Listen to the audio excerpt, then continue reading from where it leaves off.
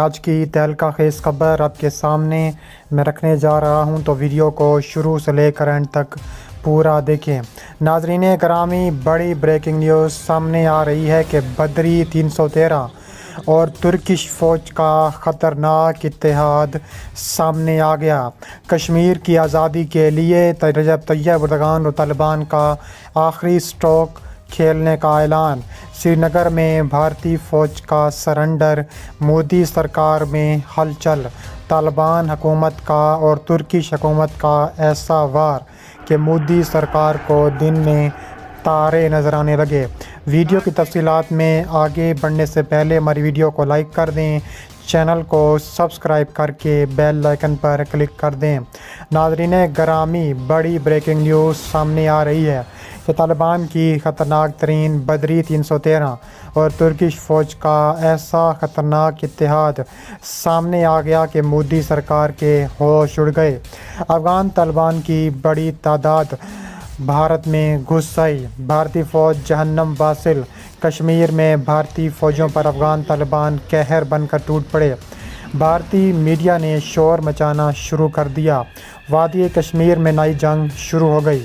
بھارت کی آزاد کشمیر پر حملہ کرنے کی تیاریاں آخری مراحل میں داخل ہو گئیں۔ دوسری جانب صدارتی امیدوار نے صدر بننے کے بعد کشمیر کے حوالے سے بڑے منصوبے کا اعلان کر دیا۔ بھارت پر سختہ طاری ہو گیا۔ دوستو، مقبوضہ وادی میں حالات ایک بار پھر کشیدہ ہو چکے ہیں۔ چین کے ساتھ موجودہ کشیدگی کے پیش نظر مقبوضہ وادی میں نئے سرے سے جھڑپوں کا آغاز ہو چکا ہے۔ بھارت نے اپنی ہار کا غصہ مظلوم کشمیریوں پر نکالنا شروع کر دیا۔ تازہ ترین خبر کے مطابق لداخ کے بعد کشمیر میں بھی بھارتی فوج کے خلاف بڑا کریک ڈاؤن ہونے جا رہا ہے۔ لداخ کے بعد وادی کشمیر میں بھارتی فوج بڑی مشکل میں کھڑی ہو گئی، جس پر بھارتی میڈیا نے شور مچانا شروع کر دیا۔ 200 مقبوضہ وادی میں بھارتی فوجی جہنم واصل ہو گئے۔ مجاہدین کے مابین جھڑپوں کا سلسلہ ایک بار پھر زور پکڑ چکا۔ ذرائع کے مطابق مقبوضہ وادی میں حالات ایک بار پھر کشیدہ ہو چکے ہیں۔ ذرائع کے حوالے سے مزید کہا جا رہا ہے کہ آج سے چند روز قبل سوشل میڈیا پر ایک خبر چلی تھی کہ افغان طالبان کے نمائندے مقبوضہ وادی میں دیکھے گئے، جس کی بھارتی فوج نے اس کی تلاش کے لیے گھر گھر چھاپے مارنا شروع کر دیے۔ اس کے بعد بھارتی فوج کے ہاتھ کوئی ایسا شخص نہیں لگا جس کا تعلق افغان طالبان کے ساتھ ثابت کر سکیں۔ کل ہونے والی ایک جھڑپ کے دوران بھارتی فوج نے 5 مجاہدین کے ساتھ 6 سالہ بچے کو شہید کر دیا۔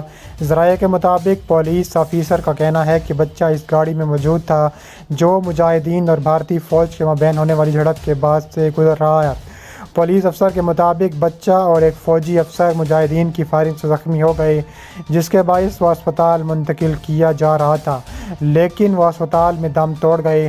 بھارتی فوج کے ترجمان کا کہنا ہے کہ چین کے علاقے میں 20 گھنٹے تک ہونے والی جھڑپ میں 3 مجاہدین بھی شہید ہوئے۔ ذرائع کے مطابق بھارتی فوج اور مجاہدین کے مابین ہونے والی اس جھڑپ میں بھارتی فوج نے مختلف جھڑپوں میں 11 مجاہدین کو شہید کر دیا۔ ذرائع کا یہ بھی کہنا ہے کہ بھارت میں جاری بھارتی فوج نے مجاہدین کے خلاف آپریشن میں بھی مزید اضافہ کر دیا ہے، لیکن جہاں جارے مجاہدین کے ساتھ بھارتی فوج کی جھڑپوں کا سلسلہ جاری ہے، وہیں دوسری جانب ایک تازہ خبر کے مطابق مقبوضہ وادی میں طالبان اور ترکش فوجوں کا بڑا حملہ سامنے آ چکا ہے۔ تفصیلات کے مطابق بھارتی میڈیا شور مچانا شروع ہو چکا ہے، جبکہ چین کے ساتھ کشیدگی سے توجہ ہٹانے کے لیے بھارت کا گھناؤنا منصوبہ بھی سامنے آ گیا ہے۔ بھارت کا آزاد کشمیر پر حملہ کرنے کا بڑا منصوبہ منظر عام پر آیا ہے۔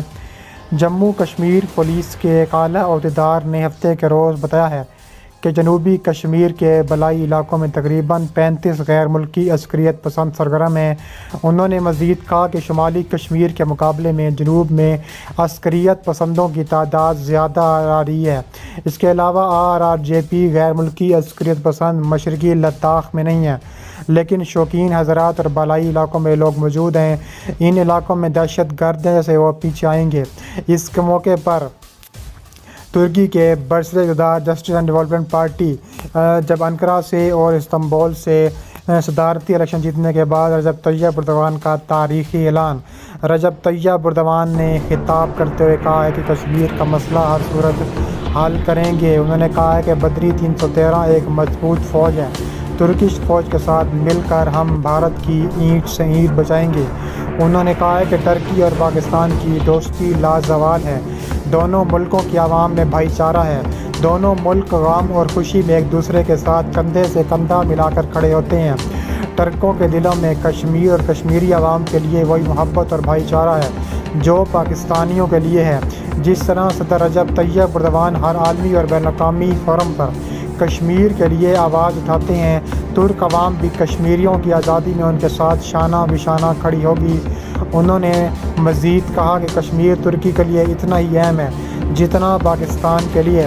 صدر ایردوان نے مسئلہ کشمیر کو عالمی فورم پر اٹھانے کا بھی اعلان کر دیا ہے۔ اس کے علاوہ ایردوان نے مزید کہا کہ وہ ایشین پارلیمنٹری اسمبلی میں ترک وفد کی قائد کی حیثیت سے مسئلہ کشمیر پر دنیا کی توجہ مبذول کرائے رہتی ہیں۔ اس کے علاوہ انہوں نے اس عدم کا اعادہ کیا کہ ترکی کشمیریوں کی خواہش اور اقوام متحدہ کی قراردادوں کی روشنی میں کشمیر کی آزادی تک ان کی حمایت جاری رکھے گا۔ طالبان کی اسپیشل فورسز یونٹ کی کابل میں گشت کے اطلاعات موجود ہیں جو عسکریت پسند گروہوں کی روایتی وضع خطے سے بالکل مختلف ہیں۔ طالبان کی پہچان عام طور پر شلوار قمیض اور کندھے پر AK-47 لٹکائی ہوتی ہے۔ طالبان کی بدری 313 بٹالین فورس کا لباس بالکل مختلف ہے۔ اس یونٹ کو پہلے طالبان کی طرف سے پھیلائے جانے والے پروموشنل مواد میں دکھایا جاتا تھا، مگر مبینہ طور پر یہ انتہائی تربیت یافتہ اور جدید ترین فوجی ساز و سامان سے لیس ہیں۔ بدری 313 کشمیر پر حملہ آور ہو چکا ہے اور اب تک یہ واضح نہیں کہ طالبان نے اس بٹالین کے لیے سامان کہاں سے حاصل کیا، لیکن ایسا لگتا ہے کہ یہ امریکی فوج ہارڈ ویئر اور افغان فورسز کے زیر استعمال ہتھیاروں اور دیگر جنگی ساز و سامان ہے۔ گروپ کی طرف سے جاری کردہ ویڈیوز میں بدری 313 فوجیوں کو عام پگڑی کی بجائے فوجی ہیلمٹ اور سن گلاسز کے مفلاج لباس پر بلٹ پروف پروجیکٹس اور جدید امریکی رائفلوں سے لیس دیکھا جا سکتا ہے۔ اس کے علاوہ یہ طالبان یونٹ جدید سائد اسلحے کے ساتھ جدید جنگی جوتے پہنے، یہاں تک کہ نائٹ ویژن چشمے لگائے نظر آتا ہے، جس کی وجہ سے ان میں اور کسی دوسرے ملک کی خصوصی جنگی یونٹوں میں فرق مشکل ہو جاتا ہے۔ اس کے علاوہ انہوں نے کہا کہ بدری 313 ہر صورت طالبان کی ایسی فوج ہے جو کسی بھی وقت بھارت کی اینٹ سے اینٹ بچانے کے لیے ہمہ وقت تیار ہے اور بھارت پر تابڑ توڑ کاروائیاں کرنے کے لیے اور مزید کاروائیاں کرنے کے لیے آگے تیار ہے۔